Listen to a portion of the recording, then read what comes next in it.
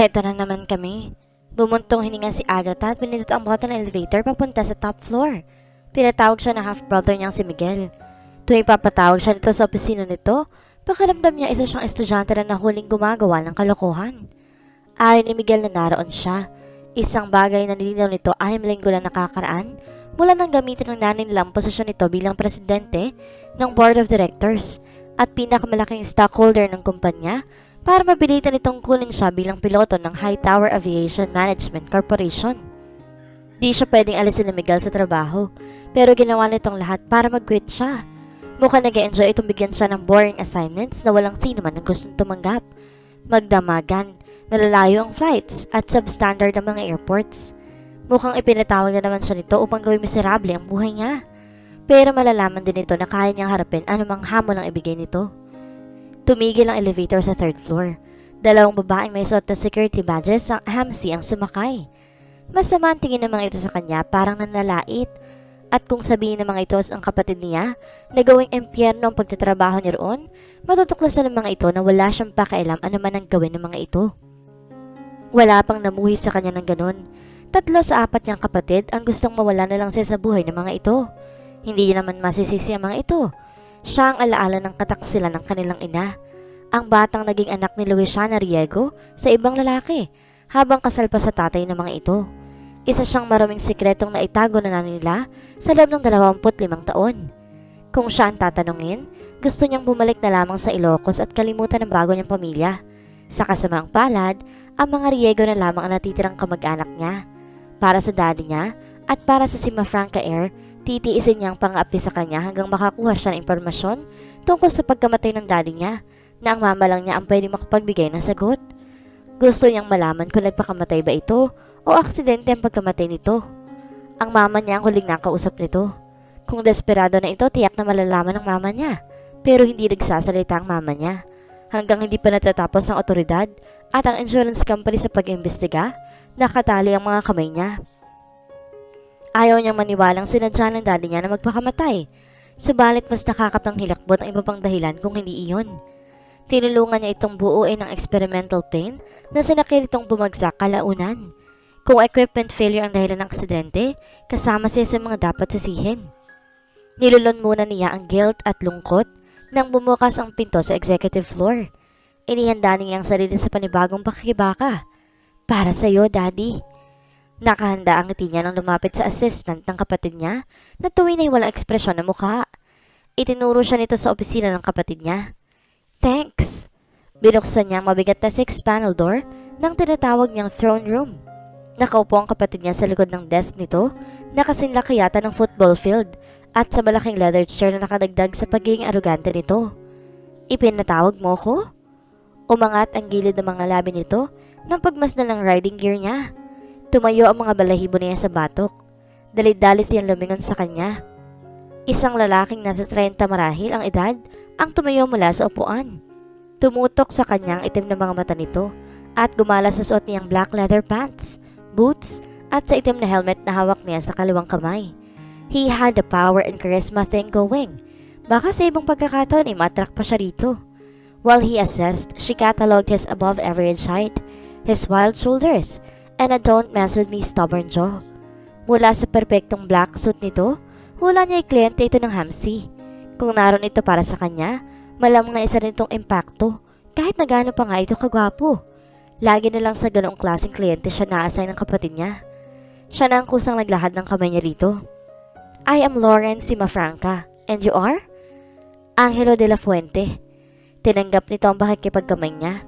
Mahigpit na hinawakan ng mainit na kamay nito ang kamay niya dahilan para mahirapan siyang huminga. Paano nito nagagawang pigain ang hangin sa baga niya? At paano niya maiiwasan ng trick na iyon? Marahan niyang binawi ang kamay niya subalit hindi nito binitawan yun. There was no welcome in his expression. Tinignan nito ang kapatid niya ligpas sa balikat niya. Mukhang masyado siyang bata para maging commercial pilot.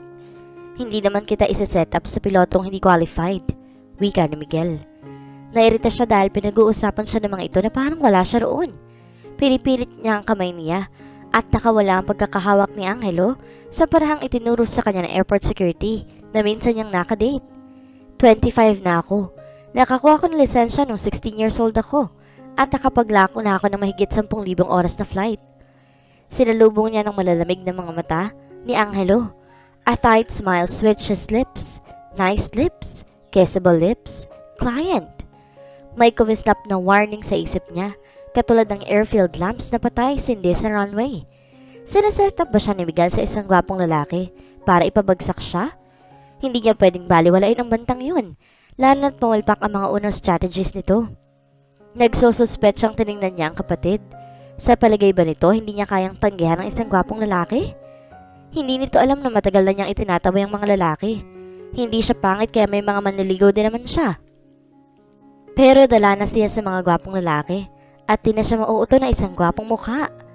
Tiningnan siya ng matalim ng kapatid niya. Angelo, pasensya ka na sa suot ni Lauren. Tinitiyak ko na may dress code ng Hamsi. Tumuwid siya ng tayo. Day off ko ngayon. Hindi ako nakatambay sa bahay, suot ang uniform ko habang naghihintay na ipatawag mo ko. Nung sabihin mong urgent, dumiretso na ako rito kaysa paghintayin ka para lang masunod ang dress code mo. Idinaan ni Angelo ang pag-ubo, ang pagtawa nito. Binigyan niya ito na nagbababalang tingin. Hinaplos ito ang baba nito upang itagong bibig nito pero hindi naman nawala ang kislap ng kaaliwan sa mga mata nito. Wala itong pakialam sa away ng pamilya niya. Maupo ka. Maotoridad na utos ni Miguel. Isa sa mga darating na araw makakatikim na to sa kanya. Gustong gusto niyang makuha ang gusto niya sa ina nila nang maiwanan niya ang kamag-anak niyang polar bear. Umupo siya sa tabi ni Angelo. Hindi sinasadyang nalanghap niya ang pabango nito. Nag-focus siya sa kapatid niya. Ano bang urgent yan na hindi makakapaghintay hanggang makapasok ko bukas? Kailangan ni Angelo ng piloto. Ikaw. Trabaho niya iyon. Trabaho ng kahit sinong Hamsi pilot. Pero bakit may nagsasabi sa kanya na hindi yung regular na assignment? Anong aircraft ang gagamitan at kailan ako lilipad? Malamang sa isang mosquito-infested, bako-bako at maputik na runway. O kaya naman sa walang heater na cargo carrier sa isang nagyayelong tundra ang destinasyon niya. Iba-ibang aircraft ang gagamitin na Angelo. Depende sa layo ng biyahe at sa laki ng team na makakasama niya. Kadalasan magpapalipat ka ng maliit hanggang mid-size na jet at minsan helicopter o kaya Cessna. Hindi niya mapigilang ma-excite. The job description sounded too good to be true. Lalo na't nililimitahan ng high tower aviation ng mga piloto niyon sa magpapalipad ng isang klase lang ng aircraft para maging pamilyar sila sa controls. Yun ang iniaangal niya dati dahil gusto niyang subukan magpalipad ng iba't ibang klase ng aeroplano. Masyado yatang mabait ang kapatid niya para baliin ang rules ng kumpanya. Nakukonsensya na ba ito? Pero malabong mangyari yun. I am certified to fly almost anything civilian with wings or rotors. Hobby ko rin na i-master ang iba't ibang klase ng aircraft. Pwede ngang sabihin obsessed na siya eh. Na-imagine lang ba niya ang pag-alinlangan sa anyo ni Angelo? If you fly for me, you will be on call 24/7, beginning tomorrow morning at 5. Standard procedure iyon sa Hamsi pilots. Lumilipad agad sila 4 na oras pagkatapos ng notice o mas maigli pang oras doon. Mukhang may mali sa setup ngayon. You will be working exclusively for Angelo. Lumingon siya nang maintindihan ko anong gusto mangyari ng kapatid niya. Tinatanggal mo na ba ako sa rotation? Binibigyan kita ng special assignment. Bully talaga ang kapatid niya para ipagtulakan siya at di siya pwedeng tumutol habang kaharap ng kliyente kung ayaw niyang masasante dahil sa insubordination. Wala siyang ginagawang masama para tratuhin ng ganoon. Kung sa isang kliyente lang siya mapupunta, ibig sabihin limitadong oras niya at ang bayad sa kanya. Hindi yun papayagan ng kanilang ina. No, hindi siya pupunta sa mama niya. Bago pa lang ang relasyon nila, hindi natiyak kung sinong papanigan nito, ang panganay o ang pinakabatang anak. Ayaw niyang mahati ang mama niya sa pagitan nila ni Miguel. Sa pagitan lang nila ang gerang iyon. Ibig sabihin, ako magiging pilot in command sa halip na first officer lang? Tanong niya. Nilimitahan ni Miguel ang flight niya bilang first officer sa halip na pilot in command. Matagal na siyang hindi lumilipad bilang co-pilot at ang mga piloto na kakasama niya mas mababa pang qualifications kaysa sa kanya. Subalit tinanggap niya ang entry-level position habang kumukuha pa siya ng certification sa mga models at equipment na bago pa sa kanya. Kaya niyang tanggapin ang kahit anong pamamahiya basta't siya makikinabang sa huli, kasama ng pagiging mabait sa mama niya. Inihagis ni Miguel ang pen nito sa blotter. Hindi kailangan ng co-pilot ng mga aircraft na request ni Angelo. Binibigyan siya nito ng ibang privilege para tanggapin niya ang trabahong ipinipilit ito sa kanya. Wala pang Hamsi pilot na naka-assign sa one-on-one job. My other pilots don't have your varied experience. Ang komentong iyon, mas mukhang insulto kaysa papuri. Don't let him rattle you. Alam mong yun ang gusto niya. Gaano ba katagal ang assignment na to? Tanong niya. Hanggat kailan ka niya? Kailangan. Ibibigay sa iyo ni Larissa ang schedule mo at ang plain assignments. Tumayo ito, tinuro ang pinto. Itinatabay na siya nito. Natutuhan niyang walang mangyayari kung makikipagtalo siya rito. Tumayo siya para lumabas at makalayo na siya rito. Gusto na rin niyang makita kung anong eroplanong gagamitin niya. Ang maganda sa Hamsi, may magagandang model ng aircraft na hindi pa pinapahawakan ng kapatid niya sa kanya. Baka yun na nga ang pagkakataon niya para mapalipad ng mga iyon. Tumayo si Angelo sa tabi niya. Lalo lang siyang naging aware sa tangkad at makisig na pangangatawan nito. Parang tore ito sa harap niya nang ilahad nito ang kamay.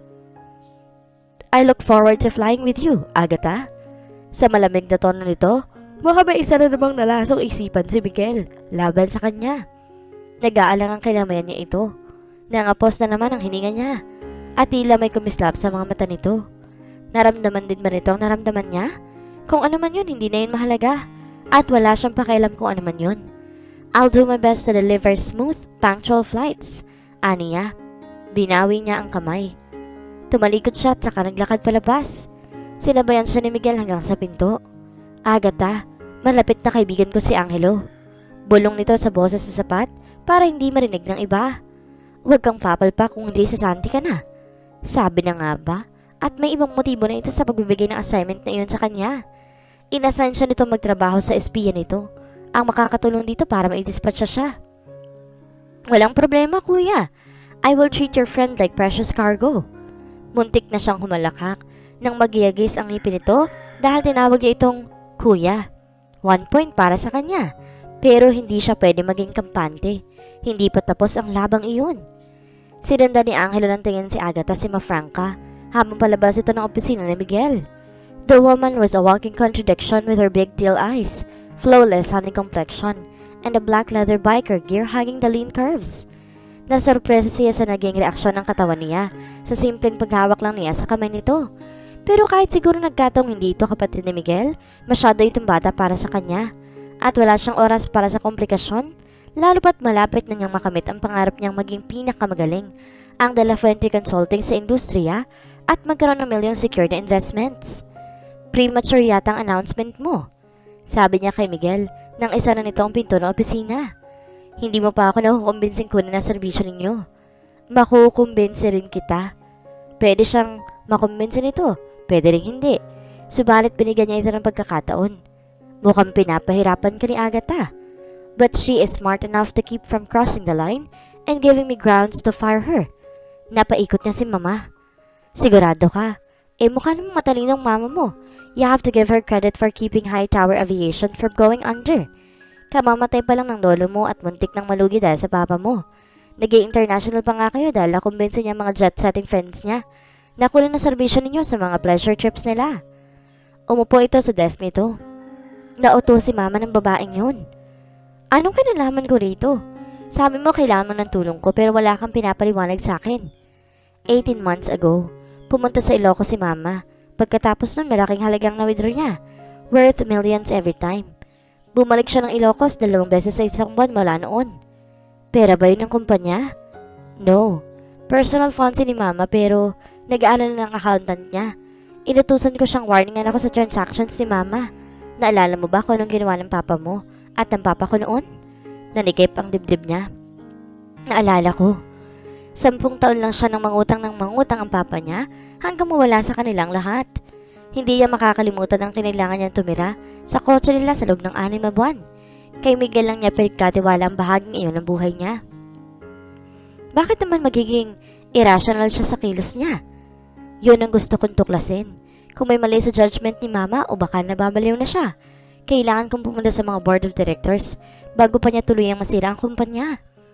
Kailangan mo pa ng maraming ebidensya. Mahirap ang magbintang. Tinignan nito ang mga papeles sa mesa nito. Dumalas ang pagdalo ni mama sa Ilocos bago lumipat si Agatha dito sa Maynila. Doon siya galing. Hula ko natuklasan niya na maraming pera ang tunay niyang ina at gusto niya maging makiparte sa kayamanang iyon. Hindi naman mukhang con artist si Agatha. Huwag kang magpapadala sa maganda niyang mukha. Kung wala akong matinong rason para maghinalang inuuto niya si Mama, hindi kita ipatatawag dito. Katulad niya, ayaw rin ni Miguel na humihingi ng tulong. Kung tinawagan siya nito, ibig sabihin desperado na ito. If your mother is funneling money to your babysitter, half-sister, pagtatama nito. At kaya lang ako naniniwala dahil pina-DNA test ko siya noong employment screening process. At malinis siya? Unfortunately.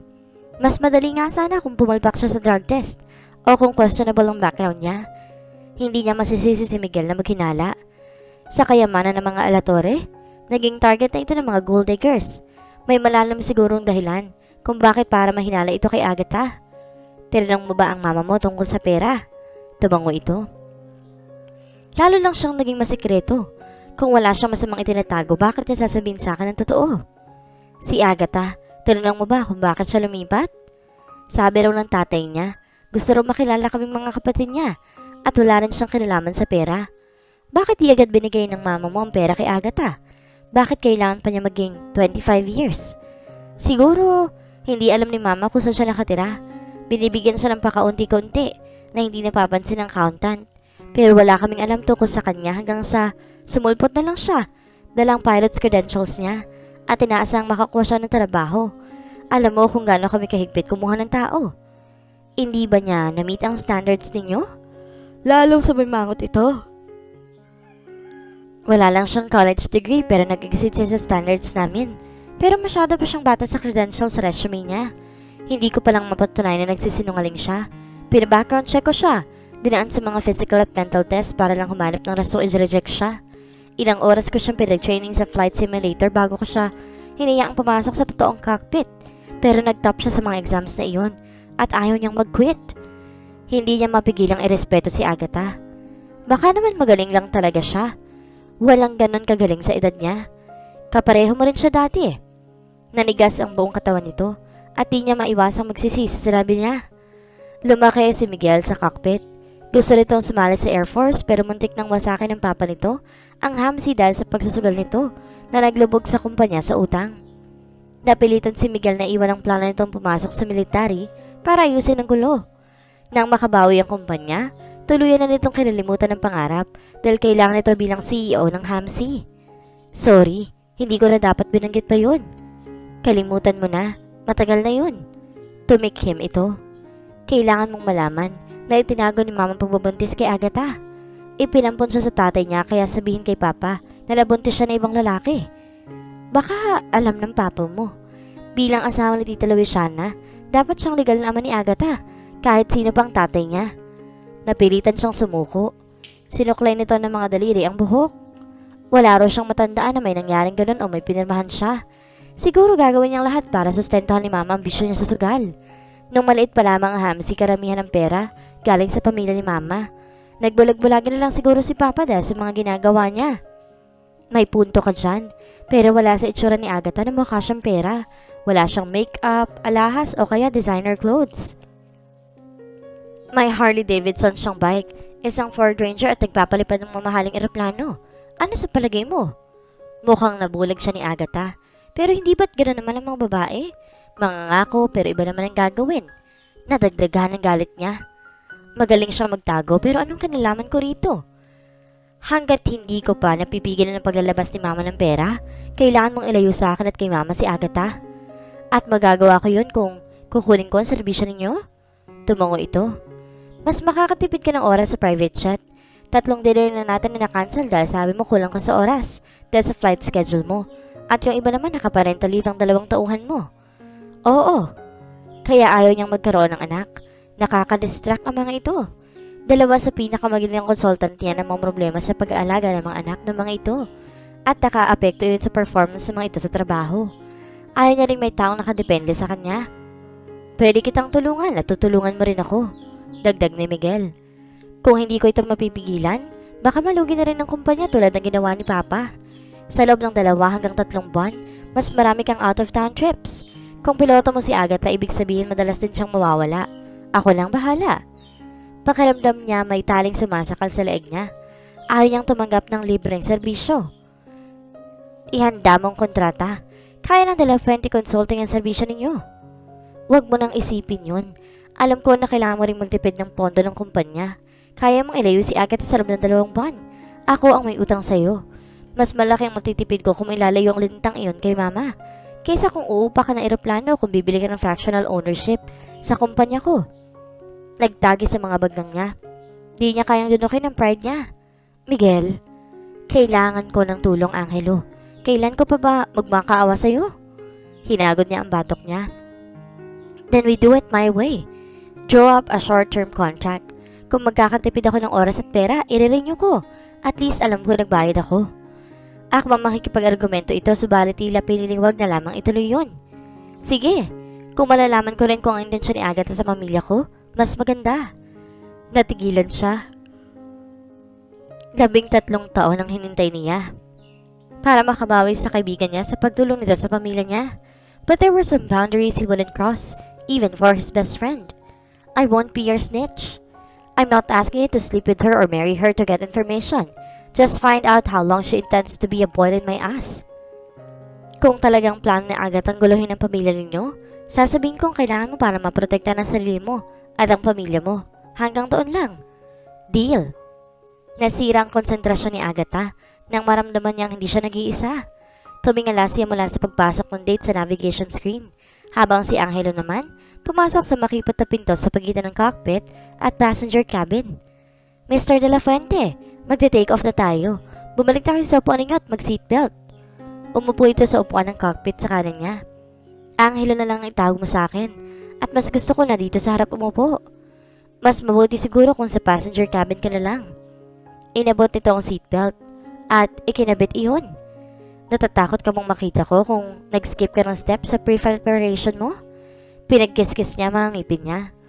Inani nito ang inis niya mula nang ipilit nitong bitbitin ang sarili nitong bag nang sumakay sa eroplano. Ayon sa HAMSI rulebook, trabaho ng pilotong batiin at personal na bitbitin ang mga gamit ng mga pasahero. Ang huling bagay na gusto niyang gawin, bigyan si Miguel ng pagkakataong masalipan siya sa napakaliit na bagay. Wala ako nilalakdawang step. Good! May spare headset ka? Tumaas lalo ang mercury sa thermometer niya at nag-init ang mga tenga niya. Gusto mong magtrabaho habang bumabiyahe papunta sa Singapore, kaya gusto mo ng maluwag na cabin. Ayaw mo ka magsama ng flight attendant para wala mag-aabala sa'yo. Tinitigan lang siya nito ng dahilan para magrayot ang sikmura niya. Maaga ako nagising kaya natapos ko lahat ng kailangan kong gawin. Mas gusto kong umupo dito sa harap para makita ko ang lahat. Pilit siyang umiti kahit nagingit-ngit siya sa pag-invade nito sa personal space niya at pinupwersa siya nitong labagay ng protocol. Maganda rin naman ang view sa likod. 6 ang bintana doon, tsaka mas malaki at komportable ang mga upuan sa cabin. Pwedeng i-recline, mababawi mo ang tulog mo. Hindi na kailangan. Mukhang inutusan ng kapatid niyang bisitin siya ng espiya nito. Kung sinabi mo palang gusto mong umupo sa harap, sana sinabi natin sa opisina at ang nakatipid ng gasolina kung kumuha tayo ng mas maliit na eroplano. Mas matatagalan tayo roon. Ang mas maliit na eroplano mas mabagal at mas mababa ang lipad kaysa sa pinakamaliliit na jet nila. Labag po sa protocol namin na sa cockpit mo po ang pasahero. Tawagan mo ang kapatid mo. Buong umaga siya nasa meeting. Tsak na hindi rin naman palulusutin ng dragon niyang sekretary ang tawag ko. Then I guess you're stuck with me in the cockpit slate. Pag-uwi niya kakausapin niyang kapatid niya tungkol dito. Umaalingaw sa mga tenga niya ang number 1 rule ng tatay niya. The customer is always right. Maliban na lang kung nakasalalay sa kaligtasan nila. May extra headset sa ilalim ng upuan mo. Ani ang tuluyan ng sumuko. Karamihan sa mga pilotong kasama na siya, nagdadala ng sarili nilang gamit, pero laging may extra ang High Tower Aviation. Aaminin niyang first class ang HAMSI sa pagbibigay ng luxury sa mga pasahero at crew nito na hindi kaya ibigay ng Simafranca Air. Tinanggal nito ang gear mula sa bag. Isinaksak ang headphone sa jack na parang ilang beses nitong ginawa iyon. Saka nito pinatong sa hitan nito ang mga kamay. They were muscular ties, not desk jockey ties. Ibig sabihin mahilig ito sa physical activities at alaga nito ang katawan. Client, formal niya itong tiningnan. Kung may salamin ka, isuot mo na. Huwag mo akong kakausapin hanggang di pa ako tapos makipag-usap sa control tower. At huwag mong hahawakan ng kahit anong hindi sa'yo. Kailangan ko mag-concentrate sa flight kung gusto mong lumilipad pa rin tayo. Yes, of course. I don't want to crash. Isang malaking distraction si Angelo. Sapat na presensya niya rito para ligaligin siya. He made her feel feminine and lacking. At diyan magandang kombinasyon. Hindi magiging simple ang flight na iyon kasama si Angelo.